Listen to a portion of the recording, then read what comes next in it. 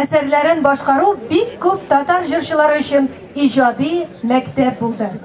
Композиторның музыкаль мирасы нигезендә яшь җырчыларны тәрбияләү вазифасын үз өстенә алган Салих Сайдашев исемендәге региональ яшь башкаручылар конкурсы менә ничә еллар инде бу юнәлештә үзенең әйтеп бетерә алмаслык эшен башкара.